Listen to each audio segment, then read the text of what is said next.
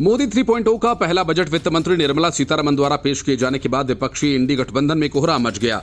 वजह ये कि इस बजट ने एक तरफ जहां कांग्रेस और केजरीवाल से उनका चुनावी मुद्दा ही छीन लिया, तो दूसरी तरफ बजट में देश के हर तबके के लिए काफी कुछ है। फर्क बस इतना कि किसी को काफी ज्यादा मिला तो किसी को कुछ। बावजूद इसके इस बजट से किसान से लेकर युवा तक, पिछड़े से लेकर महिला तक सभी संतुष्ट हैं। यही वजह है कि एनडीए सहयोगी दल इस बजट को ऐतिहासिक बजट बताते हुए कह रहे हैं कि इसी से विकसित भारत की आधारशिला बनेगी। लेकिन विपक्षी इंडी गठबंधन के दलों ने इसे जनता से धोखा और कुर्सी बचाने का बजट करार दिया। इंडी गठबंधन बजट के विरोध को लेकर जहां एकजुट दिख रहा है, वहीं बजट के विरोध में आगे की लड़ाई पर गठबंधन में विभाजन दिखाई दे रहा है। तमिलनाडु के मुख्यमंत्री और डीएमके नेता एमके स्टालिन ने बजट के विरोध में नीति आयोग की बैठक का बहिष्कार करने का ऐलान कर दिया। डीएमके के साथ कांग्रेस और आम आदमी पार्टी ने भी साफ कर दिया कि उनके मुख्यमंत्री भी 27 जुलाई को होने वाली नीति आयोग की बैठक में शामिल नहीं होंगे। झारखंड के मुख्यमंत्री और जेएमएम नेता हेमंत सोरेन ने भी नीति आयोग की बैठक में शामिल न होने की संभावनाएं जताई हैं। दरअसल केंद्रीय बजट में राज्यों की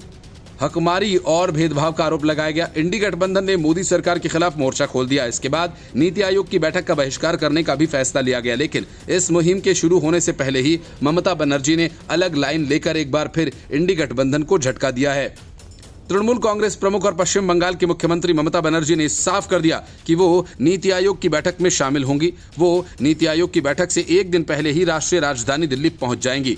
हालांकि टीएमसी नेता कांग्रेस प्रमुख मल्लिकार्जुन खड़गे के घर पहुंची इंडी गठबंधन की बैठक में शामिल हुए, लेकिन यहां समाजवादी पार्टी ने इंडी गठबंधन की टेंशन बढ़ा दी। खड़गे के घर हुई बैठक में समाजवादी पार्टी का कोई नेता शामिल नहीं हुआ। इससे भी गठबंधन को लेकर संशय के बादल मंडराते दिख रहे हैं। यहां कांग्रेस और इंडी गठबंधन के लिए चिंता की बात इसलिए भी है क्योंकि ममता बनर्जी और अखिलेश यादव कई मोर्चे पर साथ दिखाई दिए हैं। इन दोनों की मुलाकात हाल ही में मुंबई में हुई थी, जिसके बाद अखिलेश यादव ममता बनर्जी के बुलावे पर बंगाल में शहीद रैली में शामिल भी हुए थे।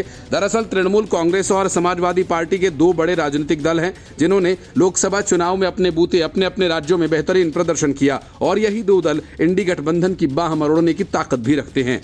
ममता बनर्जी लोकसभा चुनाव में एक बार फिर ऐसा कर चुकी हैं और अब बजट के खिलाफ नीति आयोग की बैठक के बहिष्कार के इंडी गठबंधन के प्लान को भी ये दल पलीता लगाते हुए दिखाई दे रहे हैं। ऐसे में राजनीतिक गलियारों में एक और सवाल उठने लगा कि क्या इंडी गठबंधन में दरार पड़ने लगी है या ये महज क्षेत्रीय दलों के निजी हितों का टकराव है। Bureau report, news of India.